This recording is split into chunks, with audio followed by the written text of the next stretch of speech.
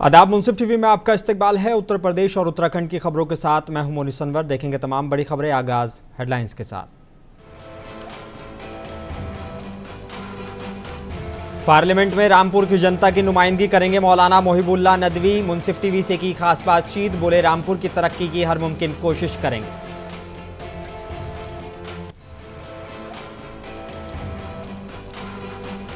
मंगलौर उपचुनाव में बसपा ने उबैदुर रहमान अंसारी को बनाया उम्मीदवार, बोले यह पूरा यकीन है कि उपचुनाव में बसपा की होगी जीत।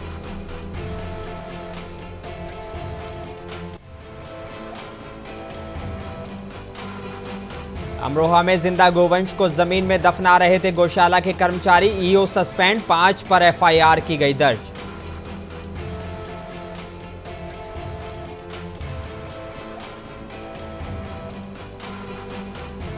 और हरदोई में ई रिक्शा चालक पर धारदार हथियार से हमला कर आरोपी हो रहा था फरार। पुलिस मुठभेड़ के दौरान लगी गोली लगने से हुआ घायल।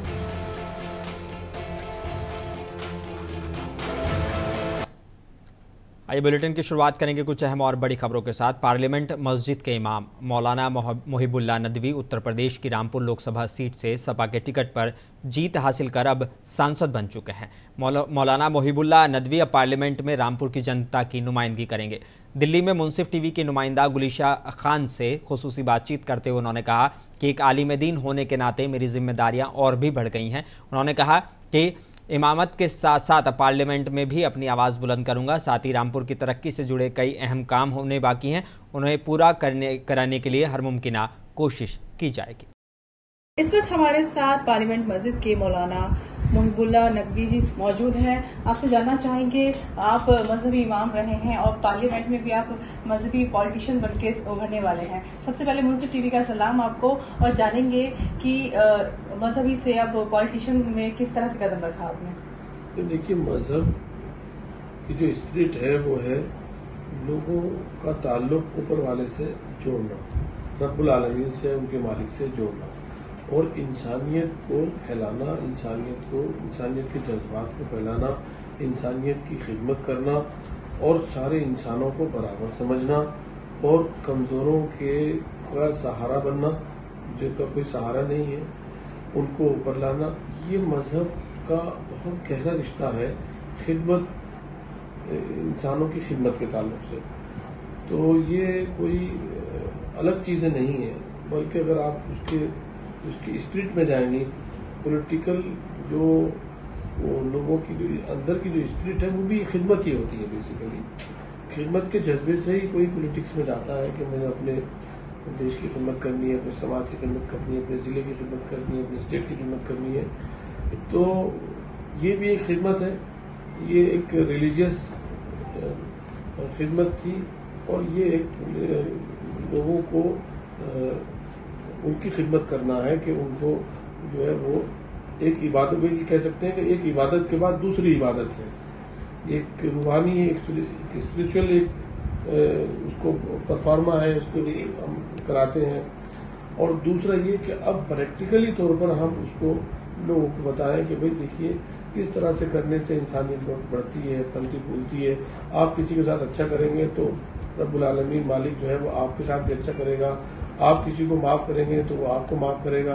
आप किसी के साथ भला करेंगे तो आपके साथ भी भला होगा। ये सब जज्बात हैं जो अलग नहीं है।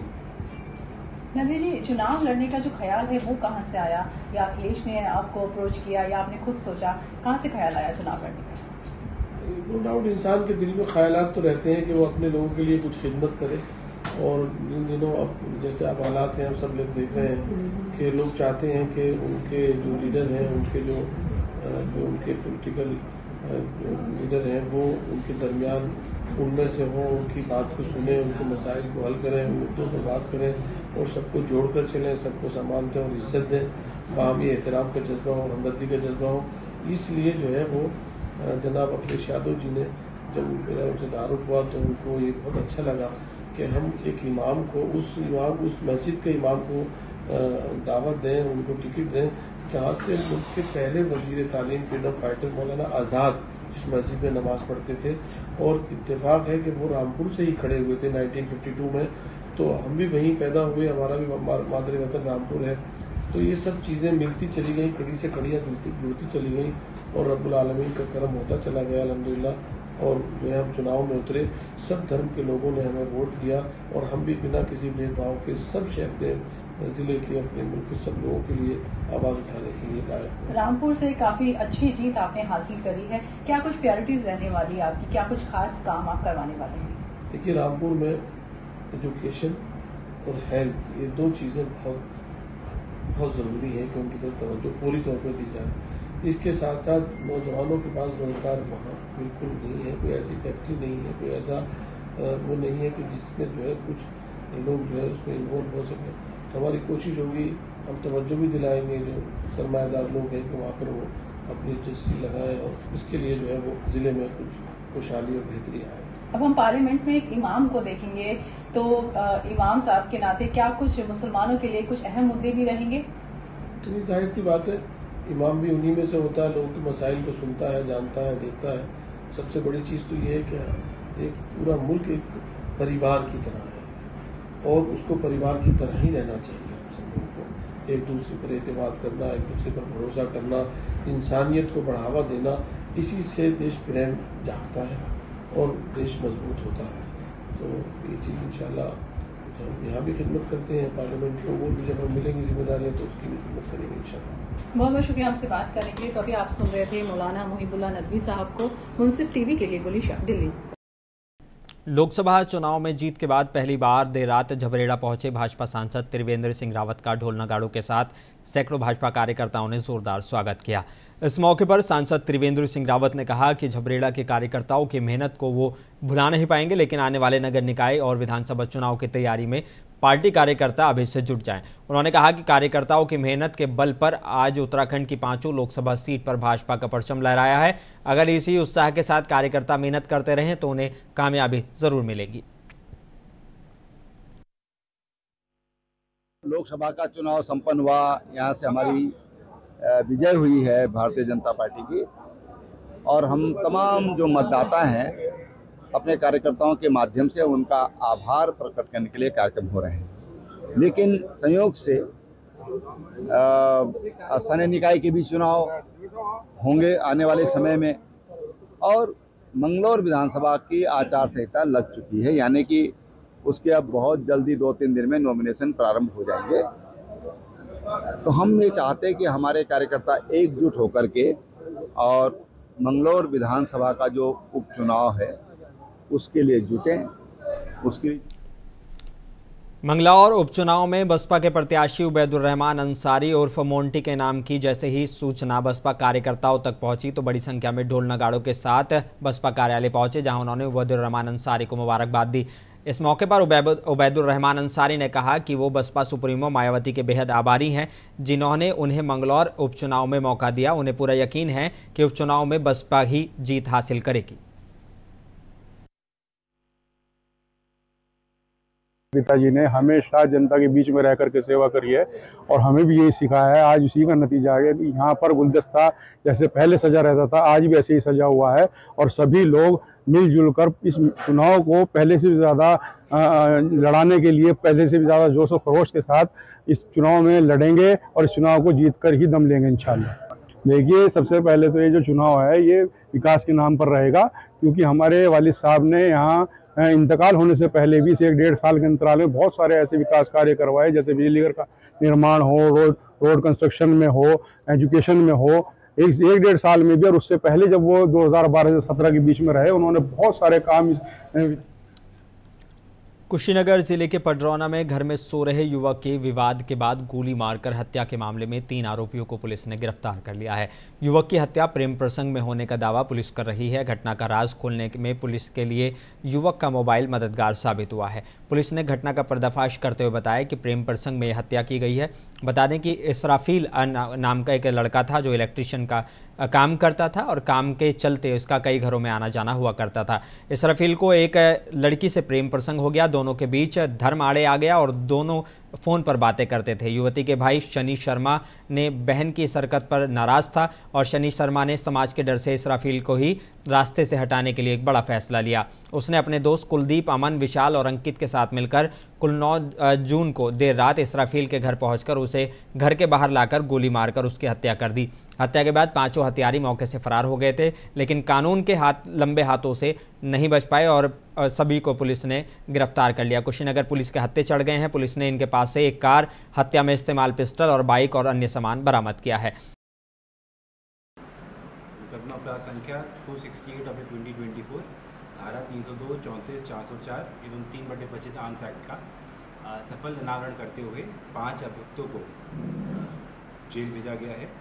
इनके पास से एक अदद पिस्तल, 5 जिंदा कारतूस, एक फायर करा हुआ कारतूस, मोबाइल फ़ोन एवं घटना में प्रयोग की गई मोटरसाइकिल एवं गाड़ी की बरामदगी की गई है। इसमें अभियुक्तों द्वारा इसराफिल नामक युवक को गोली मार के हत्या कर दी गई थी। घटना का विवरण ऐसा है कि जो मुख्य अभियुक्त शनि शर्मा है, उसकी बहन एवं मृतक इसराफिल का प्रेम संबंध था। शनि शर्मा द्वारा दोनों अपनी बहन एवं इसराफिल को समझाया गया, लेकिन दोनों ना समझे और इसराफिल तब भी उसकी बहन से बातचीत करता रहा। इसी कारण आवेश में आकर इन लोगों ने, शनि शर्मा ने 4 लोग अपने दोस्तों के साथ मिलकर इसराफिल की हत्या कर दी। जबकि उत्तर प्रदेश के झांसी में किसान कांग्रेस के बैनर तले जनपद झांसी के ग्राम कंजा चिंतावत में किसानों की ज्वलंत समस्याओं को लेकर विशाल किसान पंचायत हुई, जिसमें समस्याओं को लेकर किसान खूब गरजे, जिम्मेदारों के खिलाफ मोर्चा खोलते हुए आंदोलन की चेतावनी दी। पंचायत में प्रमुख रूप से विगत 2 मार्च को ही भयंकर ओलावृष्टि से बर्बाद हुई फसलों का मुआवजा मांगते हुए किसानों ने कहा कि गांव में 2 मार्च को ज़बरदस्त ओलाबारी हुई थी और रबी की फसल और चना, मटर, राई, गेहूं, मसूर की फसलें खराब हो गई थी, लेकिन धरना दिया गया, उसके बावजूद भी लोगों को मुआवजा नहीं दिया गया। 2 मार्च को हमारे यहाँ ओलावृष्टि हुई थी, उसमें हम लोगों की फसल पूरी नष्ट हो गई, हंसिया तक नहीं डालने आया काटने को, और हम लोगों को कोई सरकार ने मुआवजा की गई थी 17,000 का एकड़, जबकि हम लोगों को कुछ पैसा नहीं मिला। क्या चाहते हैं आप? अब पैसा चाहते हैं, मुआवजा। हमारे यहाँ 2 मार्च में इतनी भयंकर ओलावृष्टि हुई जिसमें पूरी फसलें नष्ट हो गई और उसमें हाशिया डालने की कोई ज़रूरत नहीं पड़ी, ना किसी ने कोई खेत काटा है। आगरा लखनऊ एक्सप्रेसवे पर रात करीब 1:30 बजे शॉर्ट सर्किट की वजह से चलती बस में ज़बरदस्त आग लग गई, जिससे बस में अफरा तफरी मच गई। बस में सवार सभी यात्रियों को इमरजेंसी गेट से सुरक्षित बाहर निकाल लिया गया, लेकिन किसी भी प्रकार की जान माल की हानि नहीं हुई है। जानकारी के मुताबिक एक एसी बस दिल्ली से आजमगढ़ के लिए जा रही थी, जिसमें करीब 40 से 45 यात्री सवार थे। इस दौरान आगरा लखनऊ एक्सप्रेसवे पर बस में आग लग गई। मौका पाकर कंडक्टर और ड्राइवर बस से फरार हो गए। उत्तर प्रदेश के अमरोहा की हसनपुर नगर पालिका परिषद की कान्हा गौशाला के प्रबंधन में बड़ी लापरवाही का मामला सामने आया है। जिला प्रशासन ने अपनी जांच में पाया है कि मृत गोवंश को समय से दफनाया नहीं गया। जब मृत गोवंश को दफनाया जाने लगा तो उनके साथ एक जिंदा गोवंश को भी दफनाया जा रहा था। जिला प्रशासन की रिपोर्ट पर परिषद के अधिशासी अधिकारी यानी ईओ पीएन दीक्षित को निलंबित कर गौशाला संचालन में लगे लोगों पर एफआईआर दर्ज कराई गई है। इनमें 5 नामजद, बाकी एक अज्ञात है।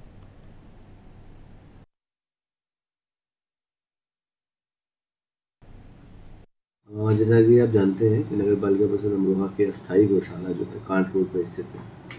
इसमें वर्तमान समय में इसका चूँकि हम लोगों ने विस्तारीकरण किया था तो लगभग 139 जो है वो नर और मादा मिला के हमारे पशु हैं और उनको पर्याप्त रूप से जैसा कि शासन के द्वारा गाइडलाइन है उसी के अनुसार, चाहे वो भूसा हो, चाहे चोकर हो, चाहे हरा चारा हो, चाहे पानी पिलाने की व्यवस्था हो, चाहे उनके लिए टेंट शेड हो, चाहे उनकी हवा करने की व्यवस्था हो, सभी मानकों पे नगर पालिका परिषद अमरोहा काम कर रही है और लगातार हम लोग इस बात में संवेदीकरण लोगों का कर रहे हैं कि अमरोहा के रजबपुर थाना इलाके में अमरोहा अतरासी मार्ग पर पटाखा फैक्ट्री में आज सुबह ज़बरदस्त आग लग गई। ये फैक्ट्री हापुड़ निवासी कामरान अहमद की है। हाजी मोबिन का मकान किराए पर लेकर ये फैक्ट्री संचालित की जा रही थी। हादसे में रीता, ममता, भोला, अनीता और गुड्डू निवासी हापुड़ झुलसे हैं। सभी को जिला अस्पताल में भर्ती कराया गया है। दमकल कर्मियों ने आग पर काबू पा लिया है। देहात, रजबपुर और नगर कोतवाली पुलिस भी मौके पर आ गई। आग लगने का कारण पता लगाया जा रहा है। कराना की आज दिनांक 14/6/2024 की प्रातः लगभग 9 बजे गांव हाकमपुर स्थित कामरान सन ऑफ इमरान के एक पटाख गोदाम में आग लगने की सूचना प्राप्त हुई थी, जिस पर तत्काल ही स्थानीय पुलिस व फायर ब्रिगेड टीम द्वारा मौके पहुंचकर आग पर काबू पाया गया है तथा इसमें झुलसे हुए 4 व्यक्तियों को उपचार हेतु जिला अस्पताल रवाना किया गया है, जिसमें 1 पुरुष व 3 महिलाएं हैं। आग के लगने के कारणों का विस्तृत रूप से जाँच की जा रही है। जैसे भी जाँच उपरांत परिणाम प्राप्त होंगे, उसके संबंधित को दोषी चिन्हित करके उसके विरुद्ध आवश्यक विधिक कार्रवाई होगी। हरदोई जिले में बिलाग्राम कोतवाली इलाके में मामूली विवाद में शातिर अपराधी ने ई-रिक्शा चालक पर धारदार हथियार से हमला कर दिया। गंभीर रूप से घायल चालक को जिला अस्पताल से लखनऊ के लिए रेफर कर दिया गया है। उधर सीओ बिलाग्राम के नेतृत्व वाली पुलिस टीम ने मुठभेड़ के बाद मुख्य आरोपी और उसके साथी को गिरफ्तार करने में कामयाबी हासिल की है।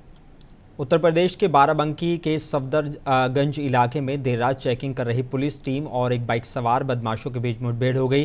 पुलिस की गोली का शिकार होकर एक बदमाश घायल हो गया, जबकि दूसरा बदमाश अंधेरे का फायदा उठाते हुए बाइक से कूदकर भागने में कामयाब रहा।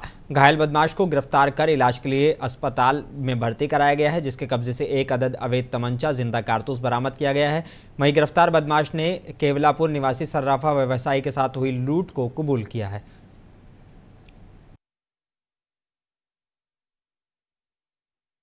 थाना सफदरगंज में आज तड़के स्वाट टीम और थाना पुलिस की संयुक्त टीम के साथ बदमाशों को हुई मुठभेड़ में एक बदमाश घायल हुआ। घायल बदमाश का नाम ओम प्रकाश उर्फ ओपी है, जिस पर ऑलरेडी लूट के मामले में थाना बड्डूपुर से 20,000 रुपये का इनाम घोषित है।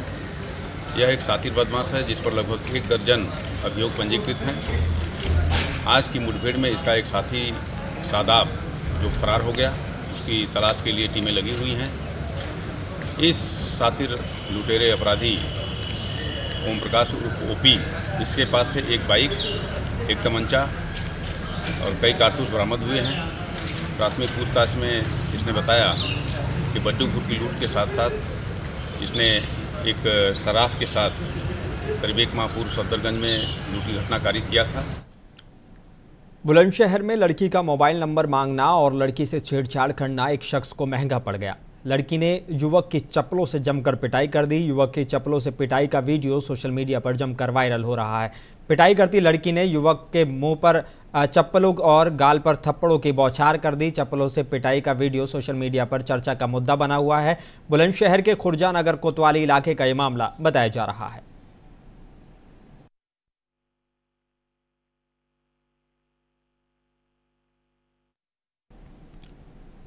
जौनपुर के अमर शहीद उमानाथ सिंह जिला हॉस्पिटल में आज सीएमओ डॉक्टर लक्ष्मी सिंह और सीएमएस डॉक्टर के राय द्वारा ब्लड कंपोनेंट सेपरेशन यूनिट का उद्घाटन किया गया।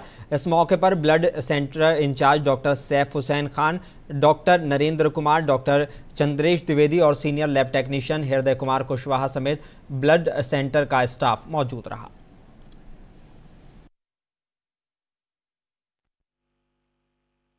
जौनपुर के लिए बहुत बड़ी उपलब्धि है। आप लोगों की बहुत शिकायत होती थी प्लेटलेट्स नहीं मिल रहा है जिला अस्पताल में, तो इस साल ये बहुत सौभाग्य है कि हम लोगों के पास ब्लड कंपोनेंट सेपरेशन यूनिट आ गया है। आप सब देख चुके हैं, डेमोन्स्ट्रेशन भी हो चुका है। तो हम लोग ब्लड से हम लोग सेपरेट करते हैं प्लाज्मा, एंड प्लाज्मा से हम लोग प्लेटलेट सेपरेट करते हैं। तो हम लोग की शेल्फ लाइफ भी, जैसे प्लाज्मा के लिए हम लोग तो 1 साल तक रख सकते हैं, आप लोग मशीन्स देख चुके हैं ऑलरेडी। एंड प्लेटलेट्स हम लोग 4 से 5 दिन रख सकते हैं। एंड ब्लड हम लोग ऑफकोर्स हम लोग 42 डेज तक हम लोग रख सकते हैं। जिला सिद्धार्थनगर की नगर पंचायत इटवा में 2 अलग अलग जगहों पर 2 लाशों के मिलने से पूरे नगर पंचायत में सनसनी फैल गई। पहली लाश आरा मशीन के बगल में, जबकि दूसरी लाश चौराहे से थोड़े फासले पर पाई गई है। मृतकों की पहचान देवेंद्र दुबे और दूसरे की पहचान बाबूराम के तौर पर हुई है। मौत का कोई कारण स्पष्ट दिखाई नहीं दिया, लेकिन स्थानीय लोगों की माने तो तेज धूप और लू की चपेट में आने से दोनों की मौत हुई है। दोनों मृतक इटवा नगर थाना इलाके के रहने वाले बताए जा रहे हैं। पुलिस ने लाशों को कब्जे में लेकर पंचनामा भर पोस्टमार्टम के लिए भेज दिया है।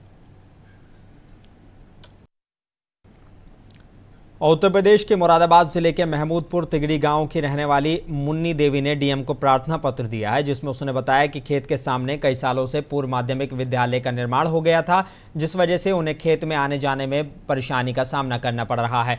उन्होंने कहा कि मुस्तकबिल में खेत पर आने और के लिए सभी रास्ते बंद होने का भी डर है, क्योंकि एक तरफ उनके पड़ोसी ने दीवार का निर्माण कर लिया है और दूसरी तरफ से अब वो निकल रहे हैं, लेकिन अगर उधर भी दीवार का निर्माण हो गया तो रास्ता बंद हो जाएगा और उनकी कृषि की भूमि बेकार हो जाएगी। साथ ही स्कूल के निर्माण में आधा बीघा भूमि भी कम हो रही है। हम चाहते हैं कि जो कृषि भूमि कम हो रही है और वो पूरी की जाए और खेत के रास्ते की समस्या का समाधान किया जाए।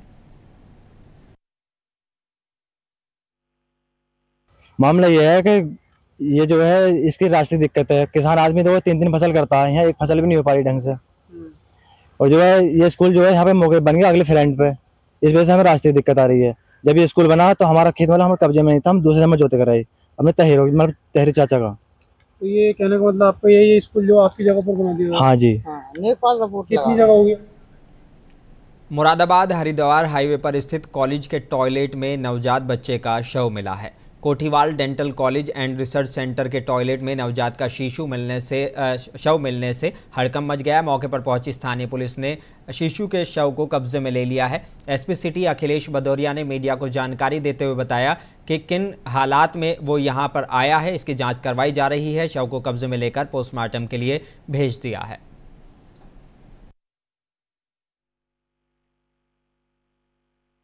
ये अभी थाना सिविल लाइन से संबंधित एक प्रकरण अभी संज्ञान में आया है। जो कोठीवाल डेंटल कॉलेज है यहाँ कांठ रोड पर, वहाँ एक बाथरूम में जो सिस्टम होता है उसके ऊपर एक नवजात भ्रूण वो मिला है। अभी जानकारी की जा रही है, उसको पोस्टमार्टम के लिए भिजवाया जा रहा है। बाकी किन परिस्थितियों में वहाँ आया है। आगरा की बसई अरेला पुलिस को बड़ी कामयाबी हासिल हुई है। पुलिस ने जेब कतरा गैंग के 5 लोगों को गिरफ्तार किया है। ये बदमाश पलक झपकते ही लोगों की जेब काट लेते थे। सोशल मीडिया से जानकारी कर बड़े प्रोग्राम में ये गैंग पहुंच जाता था। सांसद के कार्यक्रम में कई लोगों की जेब काटी थी।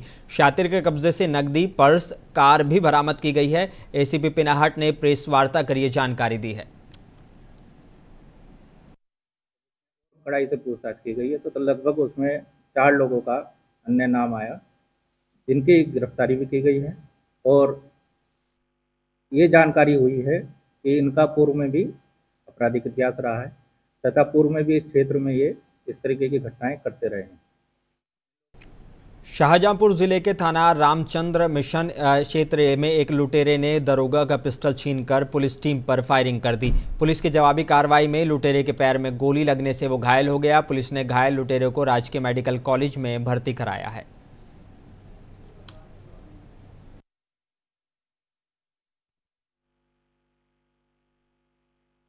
पुलिस मुठभेड़ में लूट व चेन स्नैचिंग का मुख्य अभियुक्त अशरफ निवासी थाना आरसी मिशन जनपद शाहजहांपुर गोली लगने से घायल हुआ है, जिसे तत्काल उपचार हेतु अस्पताल भेजा गया है। अभियुक्त द्वारा अपने अन्य साथियों के साथ मिलकर थाना आरसीएम में दिनांक 12 जून की रात्रि को करीब 11 बजे तमंचे के बल पर वादी सत्यपाल से 50,000 रुपये लूटना और साथ ही साथ पहले रेती में महिला की चेन लूटने की घटना को स्वीकार किया गया है। जिसके प्रतापगढ़ जिले में सर्राफा कारोबारी से सोने के जेवर लूटकर भाग रहे बदमाशों से पुलिस की मुठभेड़ हो गई, जिसमें 3 बदमाशों के पैर में गोली लगी है। थाना कोहड़ोर पुलिस और एसओजी सर्विलांस प्रतापगढ़ की संयुक्त टीम ने लूट के मामले से जुड़े आरोपियों को मुठभेड़ के बाद गिरफ्तार किया है, जिनके कब्जे से 3 अवैध तमंचे, जिंदा कारतूस और खोखा और लूट में इस्तेमाल मोटरसाइकिल और जेवर से भरा बैग बरामद किया है।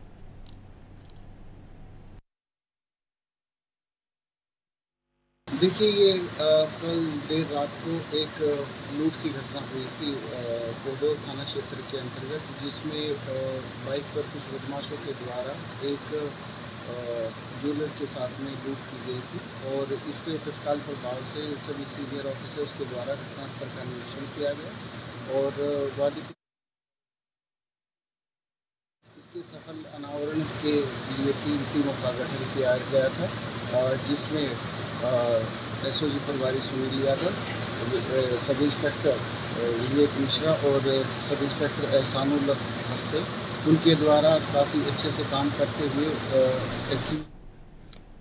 बांदा जिले में पानी की किल्लत को लेकर मोहल्ले वासियों ने कलेक्ट्रेट में प्रदर्शन किया। मोहल्ले के लोगों ने कलेक्ट्रेट पहुंचकर सिटी मजिस्ट्रेट को ज्ञापन दिया है। लोगों ने बताया कि लगभग 2 महीने से बूंद बूंद पानी के लिए तरस रहे हैं। मामला सिविल लाइन थाना इलाके के जरेली कोठी का बताया जा रहा है।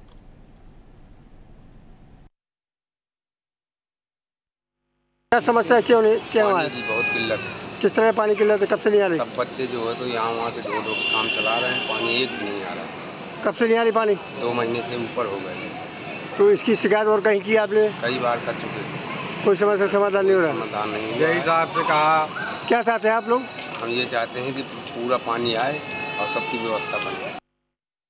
उत्तर प्रदेश के लखीमपुर खीरी नगर पंचायत खीरी टाउन के नगरवासियों को हर घर जल जीवन मिशन के तहत स्वच्छ पानी उपलब्ध कराए जाने को लेकर एक बैठक का आयोजन किया गया। बैठक में चेयरपर्सन पति फहीम अहमद, ईओ विनीत कुमार यादव, सभासदों समेत जल निगम के एई और जेई मौजूद रहे। भारत सरकार द्वारा चलाई जा रही योजना हर घर नल और हर घर जल जीवन मिशन के तहत सभी नागरिकों के घरों में स्वच्छ पेयजल पहुँचाने को लेकर खीरी नगर का खाका तैयार किया गया है और साथ ही डीपीआर बनाकर शासन को भेजा गया है।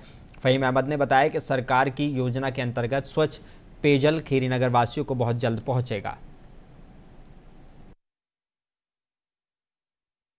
अमृत 2.0 में हर घर नल और हर घर जल स्वच्छ पेयजल पहुंचाना हर घर में सरकार की सर्वोच्च प्राथमिकता है।